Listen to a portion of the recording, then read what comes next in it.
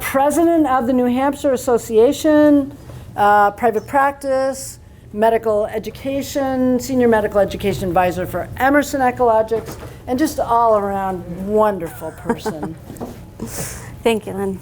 All right, well, welcome. You've made it to the last lecture of the day. Woo! All right, so it's like drinking from a fire hose, right? So we're going to talk about water. All right, so I like to start off by giving a macro view of a topic, especially if it's something that we haven't seen a ton of times.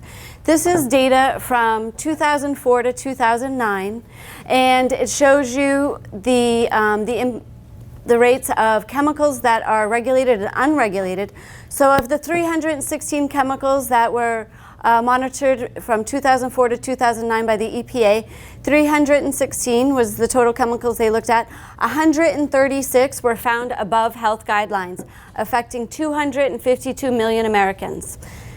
So of the unregulated chemicals, 202, 49 of those chemicals affecting nearly 54 million Americans were above health guidelines. This is a long stretch of time, a long time to have our municipal water supply out of regulation. So a macro view. All right, when you think about water, this is what I want you to be thinking about. It's great to have visuals. So radionucleotides, disinfectant byproducts, microbes, the bugs, VOCs, arsenic, and all the other metals, disinfectant byproducts, disinfectants, as well as I want you to be thinking, we have about an hour. So I also want you to include in that list in your mind drug residues, herbicides, pesticides, and also think of the region of the country that they're from. If it's an agricultural area, if there's an industrial area, of those things, if there's fracking, other things that might be influencing the water supply in that area.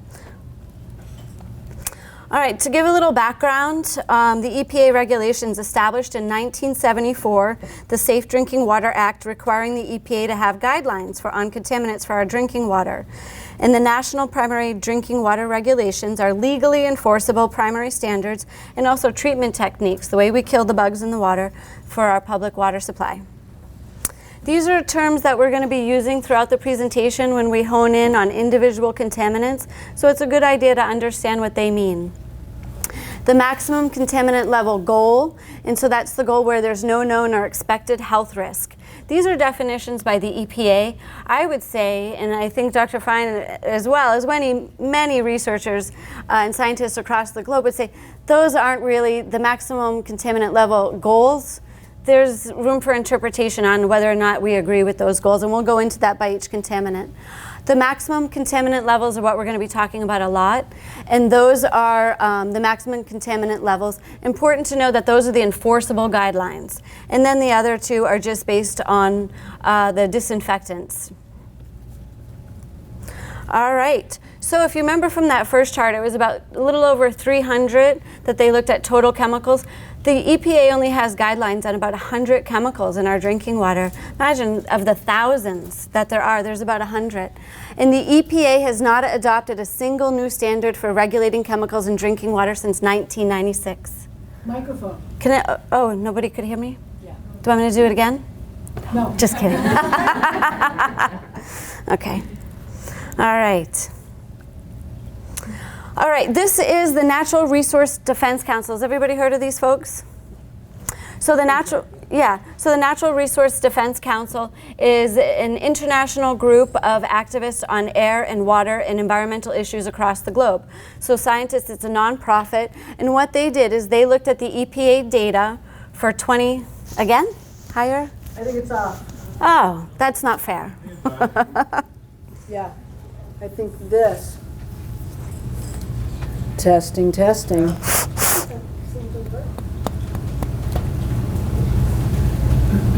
Technical difficulties. Can everybody still hear me if I project a bit while we're sorting this out? Or is it for the video? I should wait. No, you're good. Hello? Oh, watch out. Now I'm in trouble. Okay, so this is, the NRDC did a review of the EPA data for 2015. And what they found were 80,000 reported violations. This is for 1 year. 80,000 reported violations of the Safe Drinking Water Act, and these included health-based violations. All 50 states had violations. This means that roughly 1 out of 3 communities in the United States had reported violations, affecting nearly 1/4 of the U.S. population. So nearly 25% of the population in the United States was drinking water that had violations. And due to the widespread underreporting, according to the NRDC, the actual number of violations and systems breaking the law is likely much higher because they're self-patrolling, right? They're self-monitoring, self-policing. All right, so of those 80,000 violations, and these are for total violations, the EPA and states took formal action against only 13% of them. So nearly 9 out of 10 violations, there was no action on it. There was no filing of a civil or criminal complaint. And of those violations, of the reported violations, only 3.3% received penalties. It's completely unacceptable in our water supply. And then I just want to point out a little bit about the regulations for EPAs, because I think for a lot of people in this room, it might be an opportunity. So the EPA is ultimately responsible for setting and enforcing the rules about the public water system. However, it allows states and Native American tribes to apply for primacy enforcement responsibility, or primacy, which grants them substantial federal funding and imposes legal obligations. So the states can take this on themselves if they want to. So this allows, it's an easier way to have to influence what's happening in your local water supply. So that's great. It's much harder to create change at the federal level. All right. So this one I think hits home even more so, because these are based on health-based violations. So these violations, we know, have an impact on human health. We know that they're reporting these violations actually have a negative impact on the people drinking the water. So over 12,000 violations. Of those health-based violations, only 21% of agencies took formal action. And of those, only less than 7% received penalties for health-based violations of our drinking water. I'm not smiling because that's good news, but I had a friend over there taking a picture, so I go, "Arr." Okay. It looks better. Yeah, that angers me. So, all right, so let's see. We want to see who's doing what. So based on 2015, who's winning in reverse? So Texas had the most health-based violations in the country. It doesn't mean that they had the worst water in the country, but they had the most reported violations. And don't forget there's significant underreporting, because this is a lot of self-policing, right? They're reporting on themselves. So you can see Texas, Florida, Pennsylvania, Jersey, and Georgia. And this is a map that shows the darkest color represents the increased population served by that municipal water supply that had health-based violations. California's not looking good. Not looking good. I'm not feeling good about New England either. Okay. All right, so based on the NRDC data of those 80,000 violations that were reported to the EPA, this is going to be a good segment of where we're going to go next. So now we're going to hone in a little further. So we've got the macro view, we know the lingo, the terminology, how the regulations work. Top of the list for health-based violations with over 12 million people served are combined disinfectant and disinfectant byproducts. So let's go into disinfectants, since they're leading the list on the health-based violations. So there are two main disinfectants used, chlorine and chloramines. So the terms are used primary and secondary, but really both of them are being used. So chlorine, you can see the MRDL of 40 milligrams per liter. And I wanted to also point out the responsibility on notifications when they exceed those, when they exceed the maximum residual disinfectant levels, 30-day notice. What happens when they go above? Eye, nose irritation, stomach discomfort. There's also chlorine dioxide, which is less often used. They actually have to make it on site because it's explosive to transport. And that requires a 24-hour notice. When that goes above, you see anemia in infants and kids, as well as nervous system effects. Then there's chloramines. Who's been here? Has anybody heard about chloramines? So a few people, there's entire organizations, there's chloramine.org. This is receiving a lot more talk lately.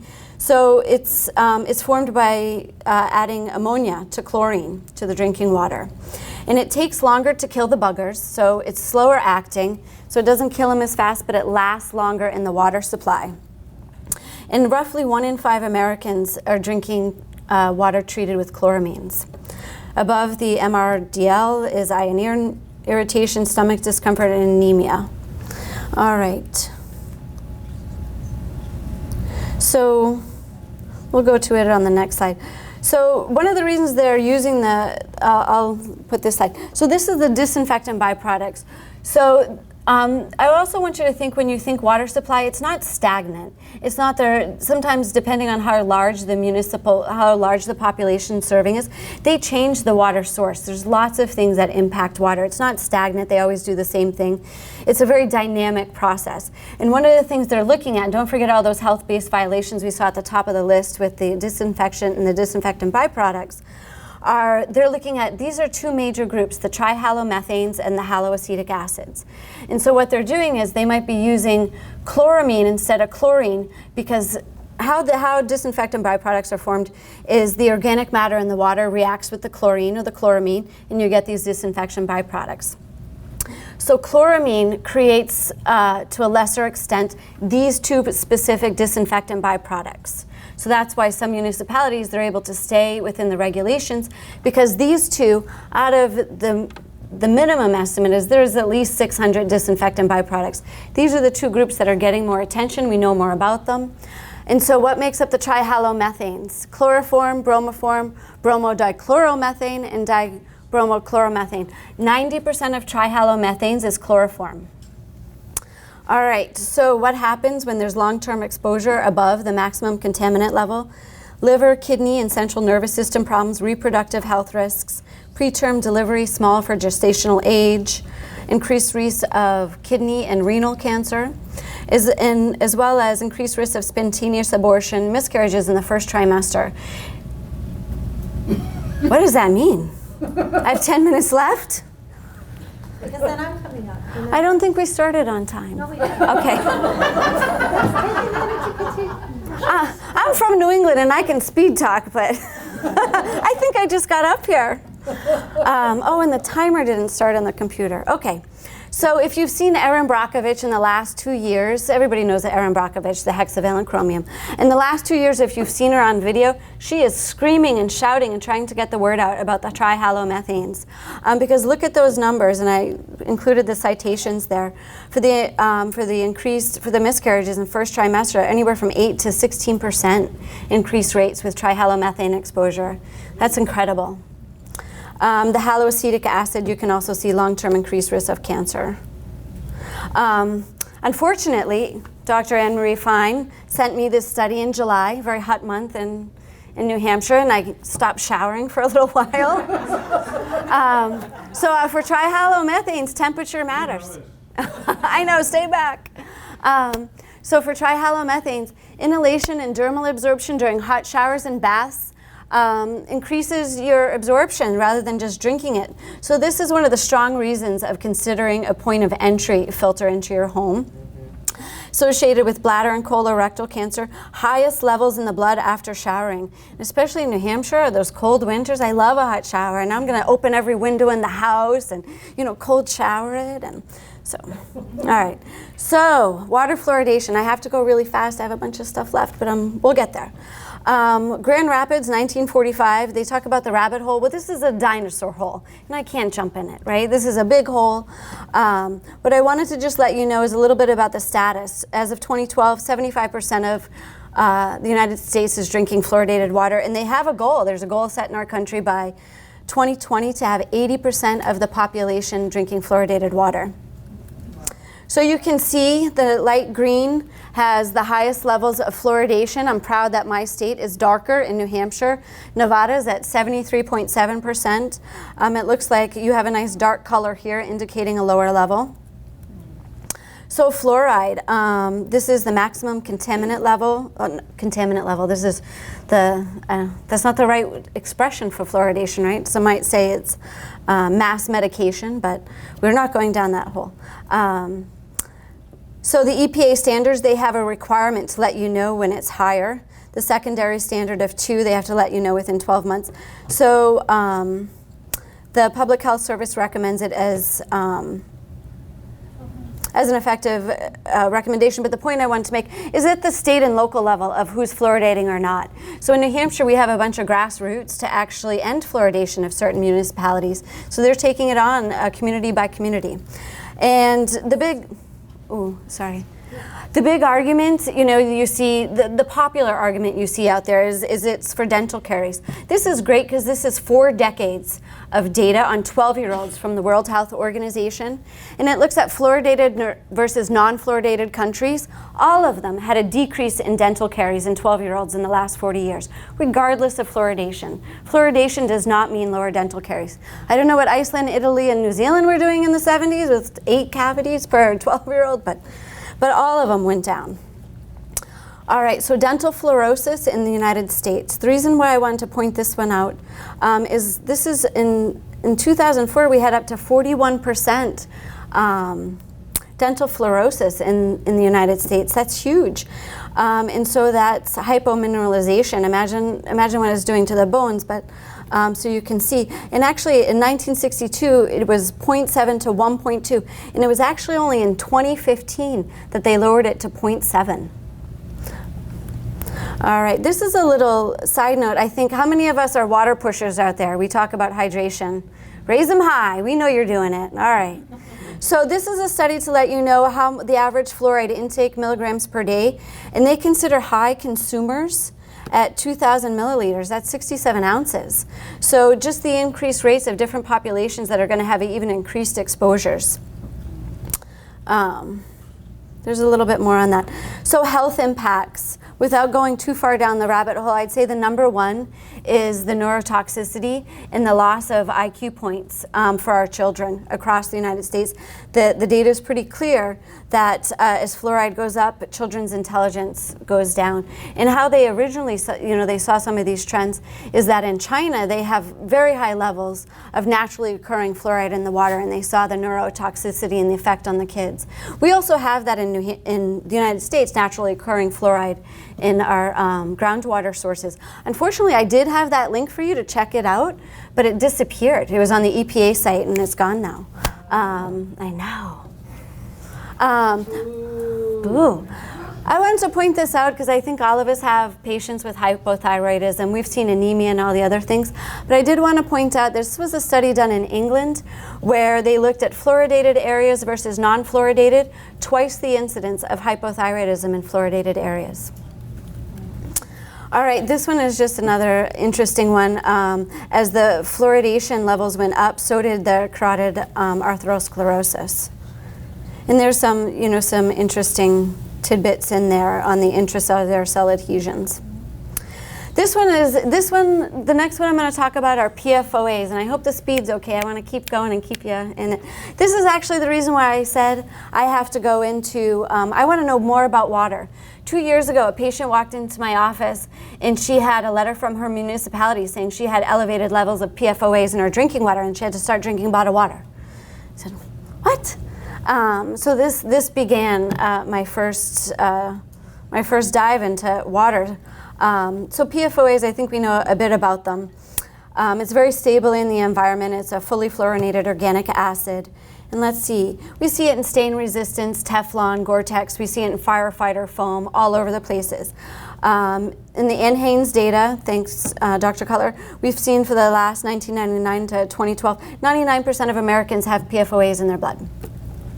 All right, so we see water sources. You can see it from manufacturing sites, industrial sites, fire and crash training areas, industrial and municipal sites. Back in New Hampshire, we have an Air Force base, and we also had a company called Saint-Gobain. Saint-Gobain dumped in and around. It's a big government contract.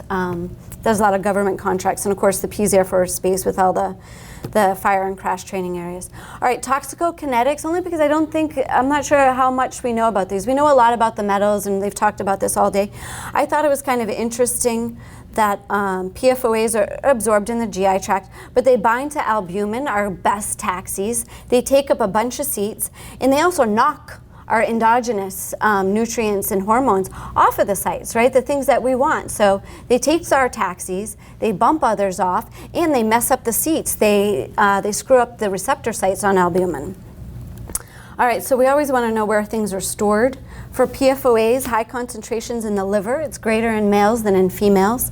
It's also in the kidneys, lungs, heart, and muscle, also the testes and uterus. And again, for just how it binds and interacts with receptors, the PPAR alpha, that's where we're going to see the cholesterol effects. It affects the metabolism of our macronutrients, but also T3 and transport proteins and enzymes. Health impacts. I'm going to skip to the next one. It's similar information, but this is conceptual model for PFOA in finished drinking water. This is on the EPA site. So this is a great slide, and it shows the impact: cardiovascular and serum lipid effects, liver effects, developmental, reproductive, immune, thyroid, and cancer. All right, a bunch of towns that have mass dumping. Harvard Gazette, this is from August of last year. Unsafe levels of toxic chemicals, the PFAS chemicals, the larger group, was found in drinking water in 33 states. The Harvard study also found that 6 million residents were drinking water above the 70 nanograms per liter. In addition, the actual number would likely be even higher for these data, because it's lacking data for almost a third of the population, so about 100 million people they didn't have data for. And this is also of where some of the worst offenders were, which states they were in. And then I also want to point out that the health guideline of 1 part per trillion instead of 70 is what the EWG is using, but that's also based on, there's a lot of studies out there of when the health impacts, the negative health effects start. And Philippe Grandjean of Harvard University, we've seen him on a bunch of stuff, has done a bunch of work on the PFOAs. In the 70 is way too high. All right, I want to point these out if anybody has any interest, because also I'm hoping that some of you will go to the second link. The first one is the Pfas Project, is a brain trust of brilliant professors at Northeastern University doing this now. And they're also doing a site tracker. And I want to point out in Flint, Michigan, has 1,300 parts per trillion. Right now, we're all talking about the lead, but you can click on that second link, go to your state and see where the high levels are, and you can see what's happening. You can also see who did the dumping. The next one I want to point out is the C8 Science Panel. This is really unique in environmental medicine, the C8 Science Panel. In Parkersburg, West Virginia, DuPont had been dumping PFOAs since the 1950s in this town. And the reason why it's so fascinating is because they'd been dumping since the 1950s, a big lawsuit. The C8 Science Panel was formed, independent science panel, and what they did is they took samples from 70,000 residents. Imagine that. So the data we have on the health effects of PFOAs is very strong. So those are really great resources and sites if you wanted to look a little further or see if there's PFOAs or if any of your patients might have been affected by PFOAs. Arsenic. Number 1 exposure is water. I think hopefully everybody has heard that before. Drinking water is your number 1 source of exposure. Luckily, we have a panel behind us. A Q&A panel, okay. All right, so arsenic, these are the levels, parts per billion, the maximum contaminant level of 10. New Jersey set theirs lower, California even lower. Arsenic is still, as Lynn was talking about, is number 1 on the ATSDR. This, I think, is great because hopefully this sticks in your mind of arsenic. Arsenic is naturally found in bedrock, right? It's naturally occurring in our underground waters. You can see the toughest areas are the western coast, so that's at 50 and 10 nanograms per liter in New England. We've had some super fun sites in Dartmouth doing a lot of work on arsenic in our water supply in New Hampshire. So it's naturally much higher levels in certain regions of the country. Public wells, the USGS, which I noticed there's an office just 2 blocks away from here, United States Geological Survey, found that 10% of sampled wells, public wells, have over the 10 parts per billion. 43 million Americans, these are your patients, have private wells, and there's no mandates for testing. Arsenic above the 10 for over 500,000 people. And I think that's a very high level. Arsenic above the health guideline, and this is the 0.004, serving over 70 million people. We know the health impacts. I did want to point out for children it's even greater concern, because don't forget there's also the grapes, the apples, the chicken, and the rice. So they're also getting from the water supply and the food supply. And it's a lot more per pound per body weight for kids. Mercury, I'm almost done. Mercury, the reason I wanted to point this out, it's not because it's a problem in the drinking water supply. It's a problem in our lakes and streams. And 2/3 of mercury is from human-made sources, coal burning. So I want to point that out. Burning coal for energy production was the single largest component of mercury emissions in the United States, accounting for slightly more than 1/2 of the total. Especially when we're talking about energy sources, if you need a little factoid in your back pocket, we've already heard about coal burning, but this is a huge problem. And we have a bunch in New England to the south of us, right? In the southern states with their coal burning, and that gets carried up and dumped, the mercury gets dumped into New England, and our water streams and lakes are a mess. So this is newer data from the U.S. Geological Survey, and it showed that, let's see, methylmercury in fish exceeded the EPA guidelines for protection in about 1 in 4 streams in the United States. This is heartbreaking. I never thought about this as a kid when I went swimming or in any lakes, and I think about it all the time now. A little too much now. In 2008, 50 states and territories finished consumption advisories in every state. And then I was thinking, because I always want to motivate change, right? Like, what if we could put all, the big fisher organizations, those people who love fishing, have them go after the coal burning industry. Let's make a marriage and a partnership there. So I thought that would be great. The health impacts. And then I'm going to turn it over, thanks for your attention, and to Dr. Anne-Marie Fine. Okay, so we're going to start with hexavalent chromium, which is the Erin Brockovich carcinogen. And so the movie Erin Brockovich was all about hexavalent chromium. The largest lawsuit that ever paid out was as a result of this. It was $333 million paid by PG&E. This was such a huge deal, and it happened in Hinckley, California, that California became the only state that tests for hexavalent chromium in their water.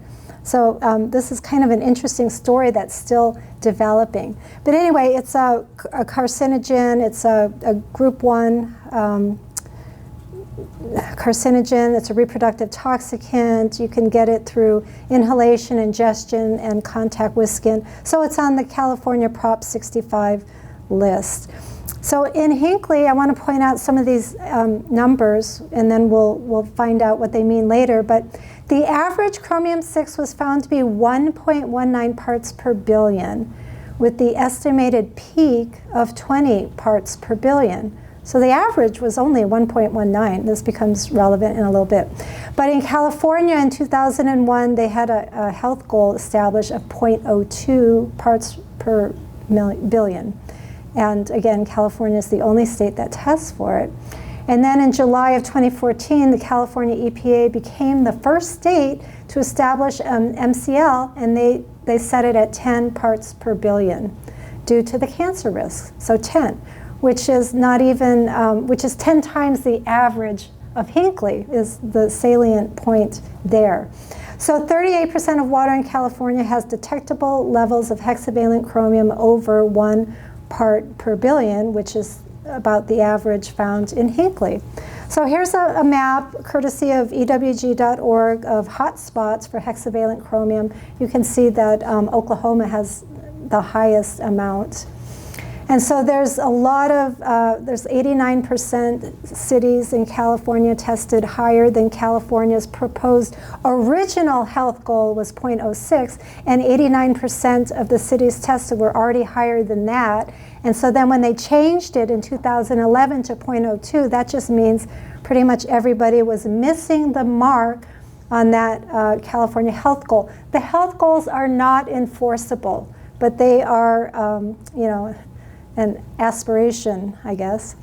And so in California, the state legal limit is 10 parts per billion, which is 500 times the stated health goal. And the story hasn't ended yet, because this summer California was in court again, trying to overturn this 10 parts per billion legal limit. And they succeeded in overturning this. So this has gone away, because the whole legal reason that it was turned over, it failed because that original goal did not goal, the stated legal limit did not take into account the economic feasibility of reaching that. So basically, we're just telling the people of California, we can't afford to keep the hexavalent chromium out of your water. But if you sue us, we've got hundreds of millions of dollars that we can pay you.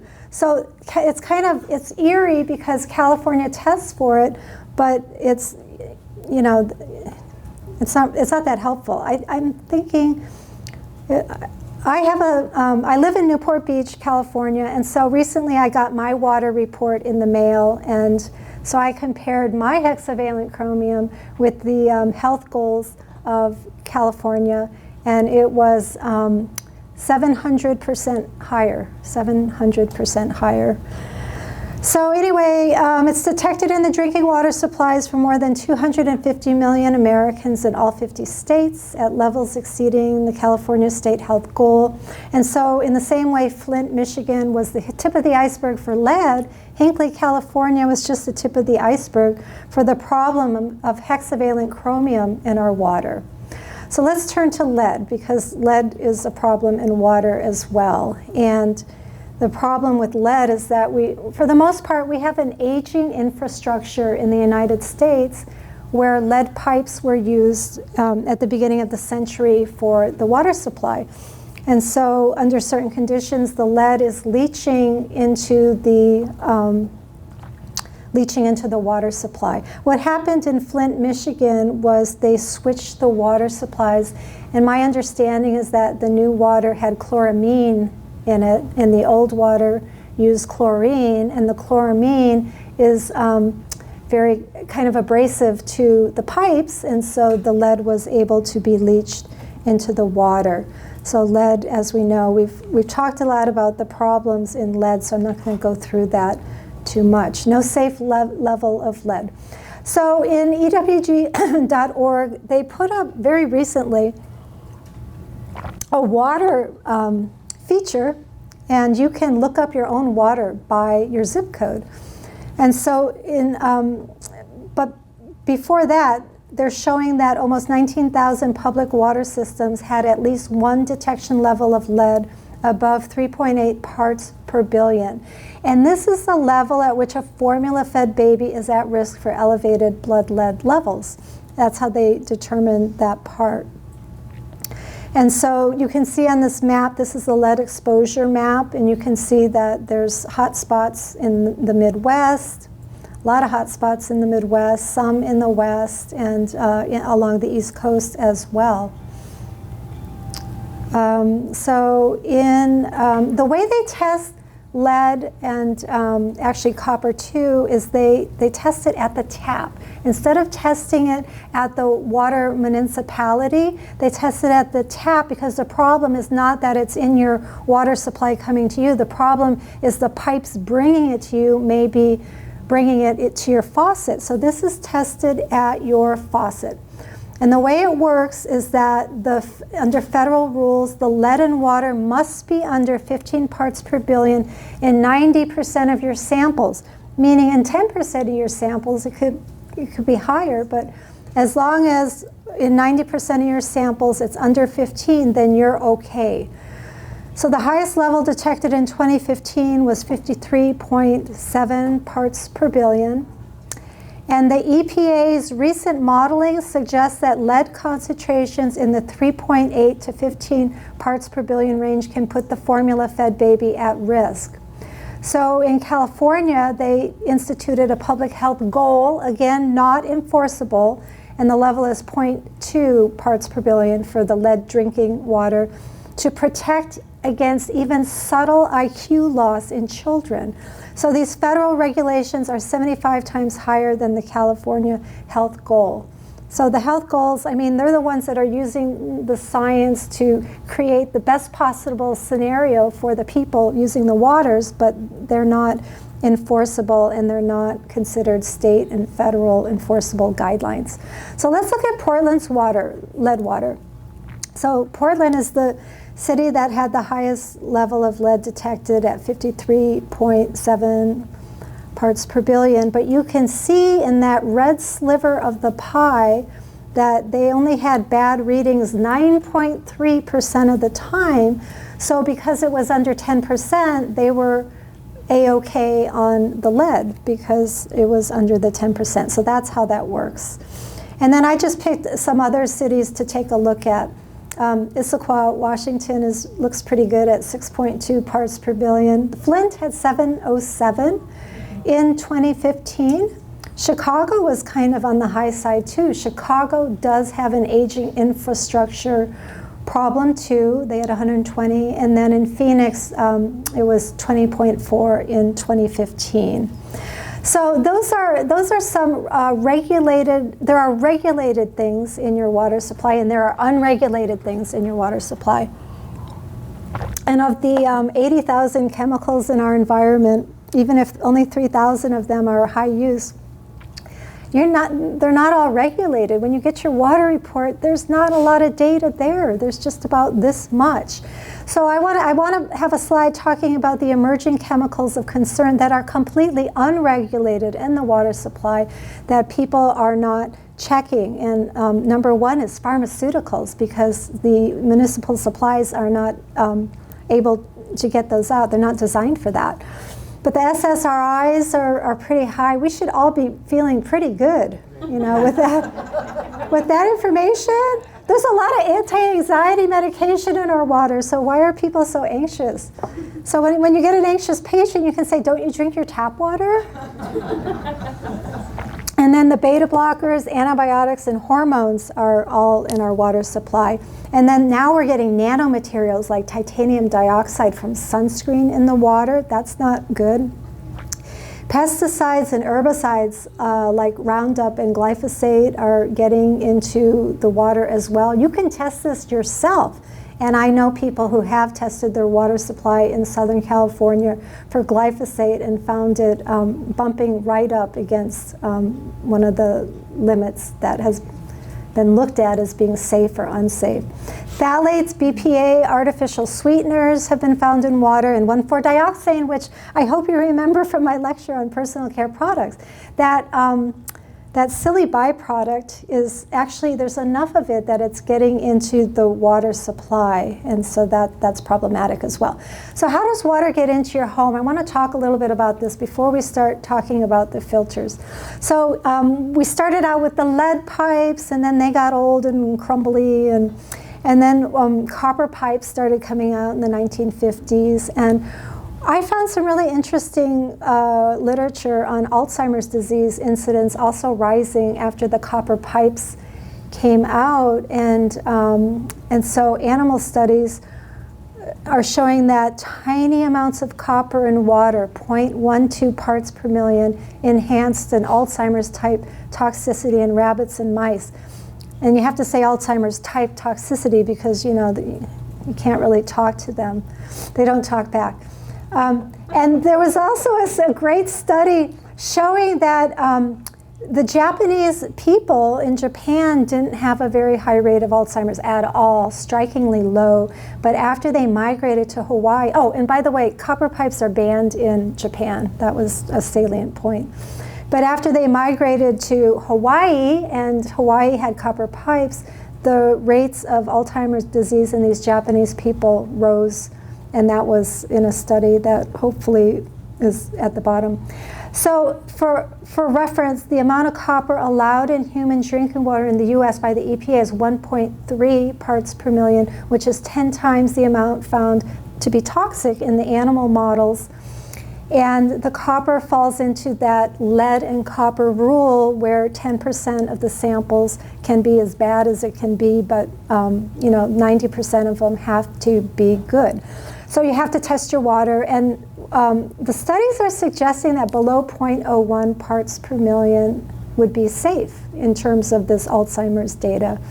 And in Newport Beach, the copper in my water, which is coming from your pipes, is 0.17, and it's 17 times higher than what is considered safe.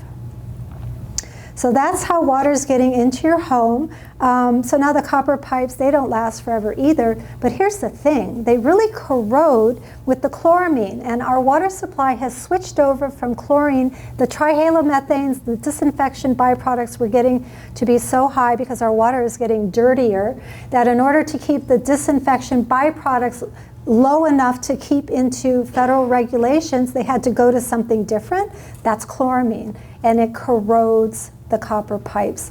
It causes something called pinhole leaks, which is a huge problem in Southern California and Texas, maybe all of California, but it's very intriguing. So let me wait. Okay, so it forms, the hard water will form like a polyp on the copper pipes, and then the chloramine is abrasive and will form a pinhole leak, and then these tiny leaks will drip silently because you didn't break the pipe, you didn't get a gusher, you didn't get obvious signs of water coming through your ceiling. It's just like a tiny drip behind your drywall, and it can cause mold and other issues. And so I just learned about this during the process of putting this talk together, and also talking to one of the water experts in my area who designs custom whole house water systems. And so he told me about this particular problem. And so my question to all of you is, could this be a contributor to the epidemic of mold contaminated homes? This problem of pinhole leaks, which I just found out about. And I've known about mold for a long time, but I had no idea. But I just wonder how much of it is just these pinhole leaks. So there's an example, a picture of it. It's just a tiny, you see that tiny drop of water. Sometimes there's a little spray, but it's not, you didn't break the pipe. There's not like a huge gusher of water. So we're just kind of making mold. Okay, so the current alternative that seems to be really popular is something called PEX piping. And I want to bring this to your attention because it's fairly newish, and it may not be something you want to bring into your home, or it should be something that you know about. It's basically plastic pipes. Do you want plastic, after all we talked about plastics today, do you want plastic pipe to bring the water to your faucet? It's so cheap compared to copper that a lot of the new homes are using it, and it's very prevalent in my area. So some of the problems with PEX piping is there's odors reported, and they're calling some of the contaminants odorants, which I think is interesting. Like, they have no other problems, people, they just smell a little bit bad. Your water is completely safe. This was actually said. So they're known to introduce carcinogenic chemicals like ETBE. New Hampshire is the only state there that has standards for that. And toluene, which is a solvent used in plastic resin synthesis. And one study looked at the odors, and basically what this study said was after 30 days, whatever problems are there with smelly bad water that smells like gasoline, it all clears up. And so the contaminants that they found that were causing the odors were toluene, ETBE, and some unidentified contaminants. And I thought, but in some homes, the problem is in some homes it doesn't go away, but in other homes it's like, who's drinking that water for 30 days? And here is a list of the impurities in PEX in the actual material. You can see that you would want to think twice about having some of these materials leach into your water. And then I found a study on PEX and the potential to form biofilm. You can see that the least biofilm forming substance on there is actually copper. The worst is actually stainless steel, which I don't understand. And then you can see that PEX is the second worst for the potential to form biofilms, which is not something that you want going on in your pipes. And then PEX has the odor issues. Oh, the ETBE and the MTBE. MTBE is like a blast from my past, because in my prior life, before becoming a naturopathic physician, I was a corporate controller for a petroleum company in Long Beach, California, home to giant, beautiful refineries. And in the wintertime, we had to add MTBE to our fuel, because it was felt at the time to decrease the air pollution, the particles in the air. And so since that time, MTBE has been found to be very toxic. And not only that, it's so water soluble. It's now in our water supply, in our ground and water surface, and it's so water soluble. It will lead the plume, followed closely by toluene. So really the reason why I'm here is probably karma, huh?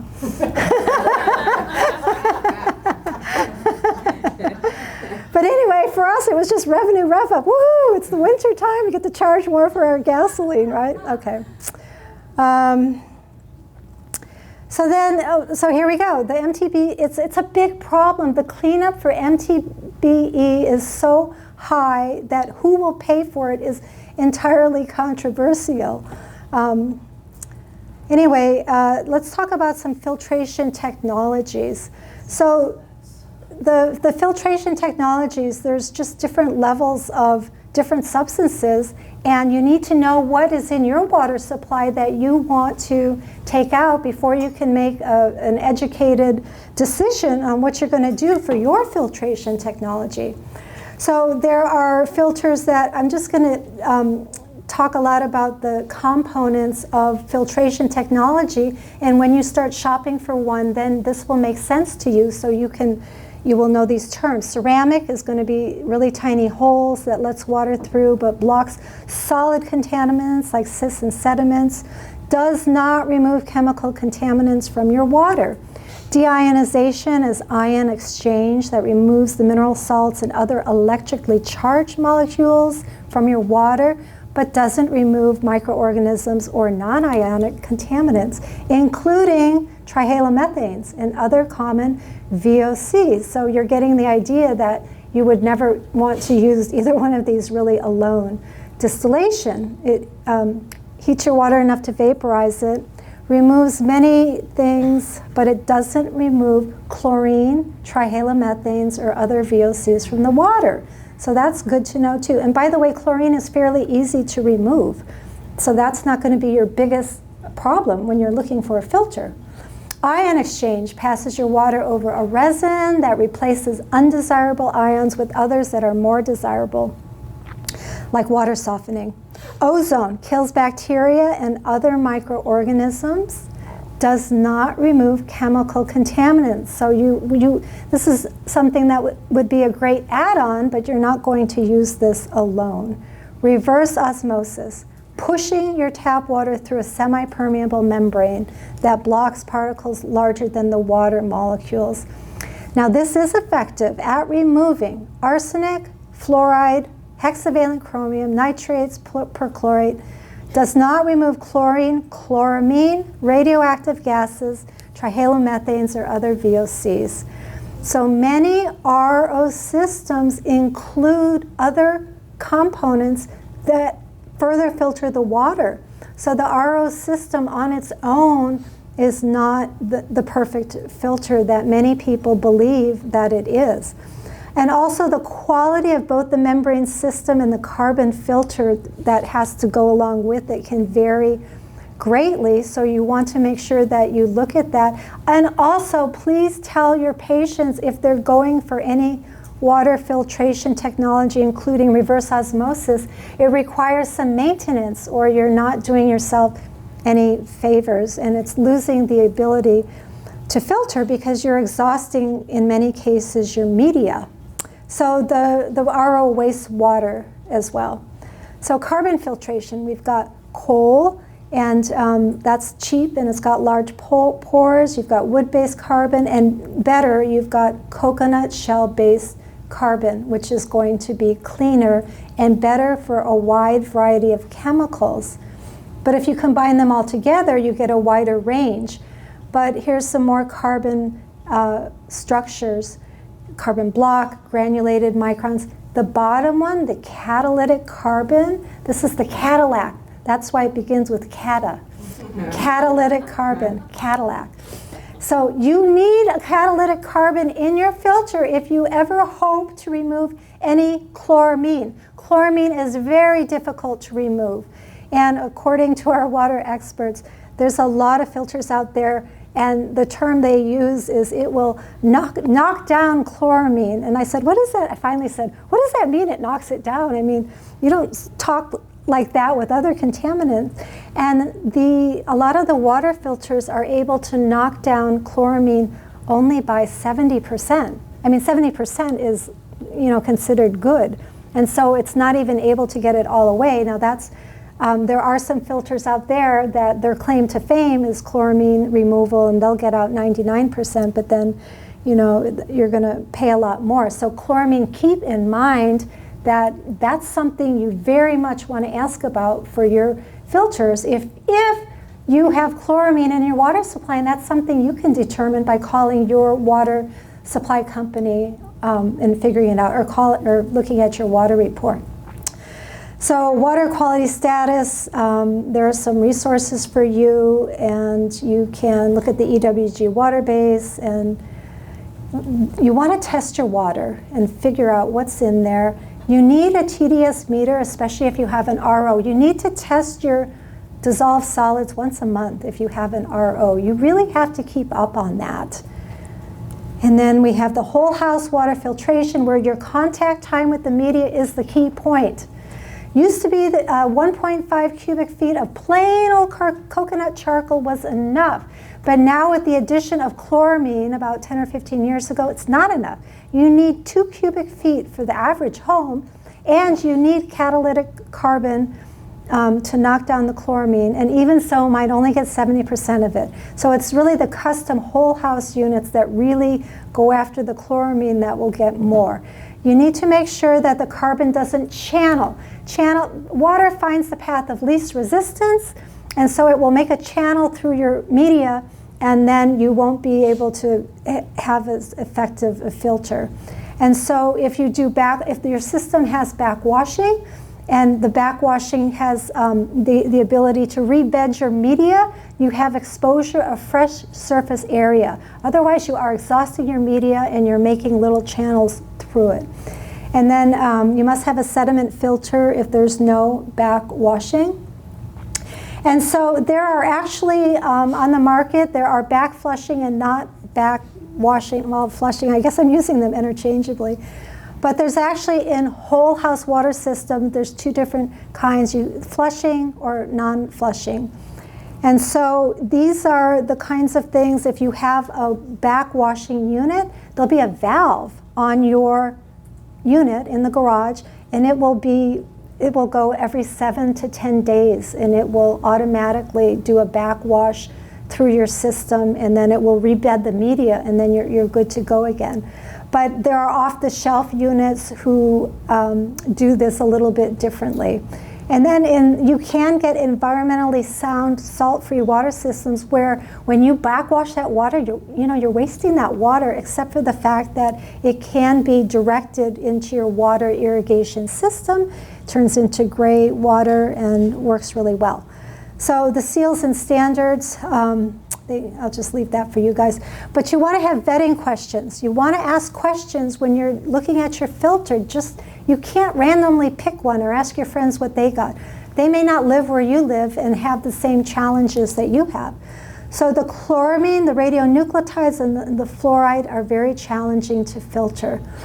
They are the first contaminants to exhaust the media. You must have a catalytic grade carbon if you want to get your chloramine levels down. Chlorine, by way of contrast, is one of the easiest to remove. So if you have a filter that says we get out 100% of chlorine, that's actually not saying that much. So a question to pose is how many gallons and to what percentage can they remove chloramine and fluoride? Fluoride's very difficult to get out. And then you can use orders of priority for your water filter, because it's felt, according to all the experts I've ever talked to, any filter is better than no filter, otherwise you become the filter. And so you can get a 0.5 micron catalytic carbon-based carbon block filter. You can get an RO system. But you've got to have additional components that do the rest of the deal. So they range in price, but it just kind of depends on your budget. But I will say that there is one that begins with a B that I maybe wouldn't recommend, because it just sits in a plastic pitcher, and that's not good. Shower filters. They're not very expensive. Boy, did I get a shock when I discovered that even though chlorine's not that difficult to remove, shower filters actually don't remove very much chlorine, but it has to do with flow, because you have to have contact time with the media. And so if you want to get more chlorine out of your shower filter, don't blast it. You have to go slower on the flow. And so that's one way to get a little bit more chlorine out. But I was kind of shocked that it didn't get more out. And then the whole house is the best option for decreasing total exposure. But you still need to do point of use. You still need to do point of use. But the whole house is good because you're not vaporizing the chloroform in the shower. And that's why you feel so good when you take a hot shower, because you're getting anesthetized. Okay. So I talk a little bit more about non-flushing or a static whole house filter will be cheaper than the backwashing kind, but it may not do as good a job, and it won't do as much with chloramine, and there will be possibly more cost to maintain. And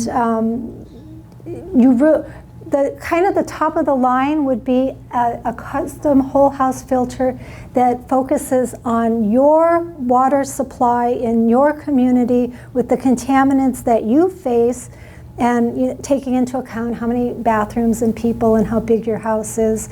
And it would ideally be a backwashing 2.0 cubic feet with catalytic media and a sediment filter. And so then you still have to use point of use for drinking and cooking if you're going to do the whole house filtration. So here are some websites or links to look at for action on taking care of your water supply. Thank you so much for your time and